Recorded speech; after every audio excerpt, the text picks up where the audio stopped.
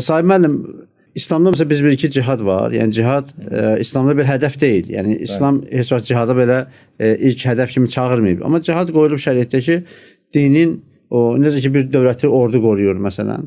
Bəli. Cihad da dövlətin, İslam şəriətinin qorunması üçün təyin edilmiş bir belə də vasitədir. Bəli. Bəs cihad ilə radikalizmin nə əlaqəsi və ya nə fərqi var? Yəni bunu insanlar necə izahləyə bilərik ki, onu düzgün başa düşsünlər?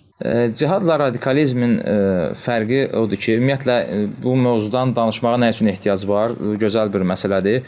Yəni bəziləri cihadla terroru eyniləşdirir, bəziləri ümumiyyətlə cihad sözünün adi bir müharibə anlamında başa düşmək istəmir. Sadəcə cihad sözü ilə müharibənin fərqi odur ki, cihad Allah yoluna vuruşmaqdır.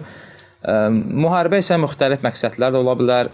Cihadın da növləri var, hücum cihadı var, müdafiə cihadı var və s. Lakin bizim izləyicilərə yəni izah etmək istədiyimiz məsələ bu mövzuda ümumiyyətlə cihadla ilk öncə terroru ayırmaq lazımdır. Yəni var təbii ki, cihad deyəndə adətən müharibə anlayışı gəlir insan ağlına. Lakin cihadla terroru nə üçün ayırmalıyıq?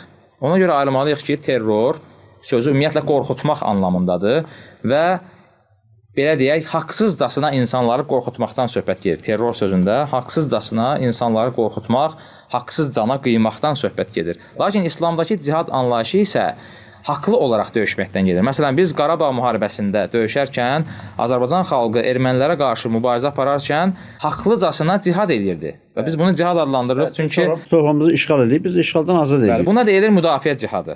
Və nə qədər müsəlman övladları niyyətlərini düzəldərək Allah Əkbər deyib, məhz yəni bu cihadı gerçəkləşdirmək üçün getdilər və niyyətlərində Allahın adını uca tutmaq üçün getdilər. Deməli, təkcə bu misal əslində bizə kifayət edir ki, cihad sözünün mənası nədir? Yəni, sən Allahın adını uca tutmaq üçün döyüşürsən.